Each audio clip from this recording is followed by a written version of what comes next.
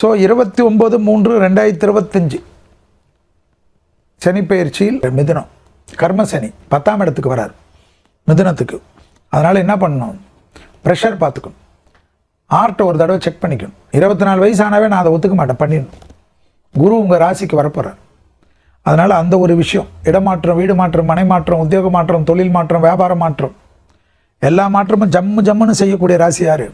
மிதுனம். வைத்தீஸ்வரன் கோயில், அந்த கோயிலில் போய்ட்டு 1 கிலோ பசுனை, 100 கிராம் விபூதி, 100 கிராம் குங்குமம் கோயிலில் கொடுத்து அந்த கோயிலில் வச்சு போட்டு எடுத்துக்கணும். போதும். நெய் மட்டும் எல்லா சன்னிதானத்துக்கும் பொறுமையாக கொடுத்துட்டு திவ்யமாக கொடிமரத்து கீழே உட்காந்துட்டு உங்களுக்கு என்னென்ன பிரார்த்தனையும் பொறுமையாக வேண்டுங்க. அழுவாதீங்க. தெய்வத்துக்கிட்ட அழுதா தெய்வம் ஓடிடும். நம்பிக்கையோடு போங்க, எனக்கு இதை செய்து கொடுன்னு கேளுங்க. இந்த மிதுனத்துக்கு வைத்தீஸ்வரன் கோயில் வந்து எப்படி வேலை செய்யும், ஏதோ செல்வி சொல்கிறாரு இந்த வாட்டி மட்டும் நம்பாதீங்க. அடிக்கடிக்கு போங்க. இந்த 2.5 வருஷத்தில் ஆத்ம ரீதியான அனுகூலம் காணப்படும். தெய்வ காரியங்கள் நிறைய செய்வீங்க. கோயில் திருப்பணிகள் அதிகமாக செய்யக்கூடிய ராசி யார்? மிதுனம். ஞாபகம் வச்சுக்கோங்க. பெரியவர்களுடைய ஹெல்த்தை பார்த்துக்குங்க. அனுகூலமான அமைப்பு ஏற்படும். பிள்ளைகளுடைய படிப்பு, உத்தியோகம், தொழில், வியாபாரத்தில் ஜம்முன்னு நல்லது நடக்கும். கல்யாண அமைப்பெல்லாம் இந்த சமயத்தில் பண்ணிக்கலான்னு எப்போ பண்ணிப்பீங்க? கல்யாணம் டக்குன்னு பண்ணிக்கிங்க. குடும்பத்தில் பிரச்சனை, பொண்டாட்டி உங்களுக்கும் பிரச்சனை, பொண்டாட்டி பிரிஞ்சிருக்காங்க, அம்மா வீட்டில் இருக்காங்க, இல்லை பொண்டாட்டி உங்கள் கூட பேச மாட்டேன்றாங்க, ஒரே கட்டில் இருந்ததில் நடுவில் கோடு விழுந்துச்செல்லாம் பார்க்காதீங்க. வெள்ளை கொடி, வெள்ளை பெட்ஷீட்டு, ஒன்றுமே இல்லை, சாரின்னு சொல்லி போடுங்க. மெசேஜ் கிளியரன்ஸ் ஆகிடும்.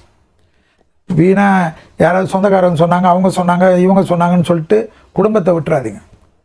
குடும்பம் அபிவிருத்தமான இருக்கும். கல்யாணத்துக்கெல்லாம் யோசிக்காதீங்க. இந்த ஜோசியர் சொல்கிறார், அந்த ஜோசியர் சொல்கிறார், இந்த பொருத்தம் சரியில்லை, அந்த பொருத்தம் சரியில்லை. டக்குன்னு மனசுக்கு பிடிச்சா கோயிட் பண்ணுங்கள். எல்லா ரிஸ்க்கும் வரும். கல்யாணம்னா எல்லாருக்கும் வரும். வாழ்க்கை இல்லாது.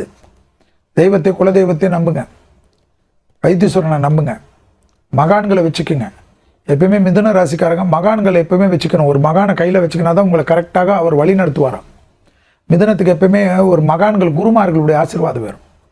ஸோ மனுஷனாக இருந்து இருந்துக்கின்னு உங்கள் கூட இப்போ வாழ்ந்துக்கின்னு அவங்க சொல்கிற ஐடியா வேணாம். மகான்களாக, மனிதர்களாக இருந்து மகான்களாக மாறியவர்கள், அவர்களோட ஆசீர்வாதத்தை பிடிச்சிக்கோங்க. ஓஹோன்னு வருவீங்க. எல்லா விதமான அனுகூலமும் கிடைக்கும். பிள்ளைகளுடைய படிப்பு தடை, உத்தியோக தடை, வியாபார தடை, தொழில் தடை, திருமண தடை, புத்திர சந்தான தடை எல்லாமே நீங்கிடுமா மிதுனத்திற்கு. வேறு என்ன வேணும்? தொழிலில் வேறு லெவலுக்கு அபிவிருத்தமாக வருவீங்க. ஒன்றுமே இல்லாமல் பெரிய இண்டஸ்ட்ரியிலலாம் ஆகிடுங்க. பெரிய கான்ட்ராக்ட், ரோடு கான்ட்ராக்ட், அந்த கான்ட்ராக்ட், இந்த கான்ட்ராக்ட், கவர்மெண்ட் கான்ட்ராக்ட்லாம் எடுத்துகிட்டு ரொம்ப கஷ்டப்பட்டுருப்பீங்க. திடீர்னு நல்ல முதலாளிகள் வருவாங்க, நல்ல முதலீடு வரும், நல்ல இன்வெஸ்டார் வருவான், டப்புன்னு அடித்து தூக்குவீங்க. ஸோ மிதுனத்துக்கு இதெல்லாம் நடக்கும். ஆச்சரியமாக இருக்கும். அதே சமயம் பெரியவர்களுடைய தொலைதூரத்தில் இருக்கீங்க, குடும்பத்தை விட்டு பிரிஞ்சிருக்கீங்க, தொலைதூரத்தில் இருக்க பெற்றோருடன் டெய்லி வீடியோ காலையாவது பேசுங்க. சும்மா எப்படி இருப்பா, எப்படி இருக்கா அப்பா, எப்படி இருக்கா அம்மான்னு கேட்குறதுல என்ன பிரச்சனை உங்களுக்கு? அவங்கக்கிட்ட மட்டும் கோவப்படாதீங்க. நீ எனக்கு அதை செய்யலை, அவனுக்கு செஞ்ச, இவனுக்கு செஞ்ச, தம்பிக்கு செஞ்ச, தங்கைக்கு செஞ்சேன்னு உரிமையில் பேசாதீங்க. கொஞ்சம் அந்த ஒரு விஷயத்தை மட்டும் மிதுனம் பார்த்துக்கினா போதும். அற்புதமான காலகட்டம் மிதுனத்துக்கு. மீனத்துக்கு வரக்கூடிய சனி பயிற்சி.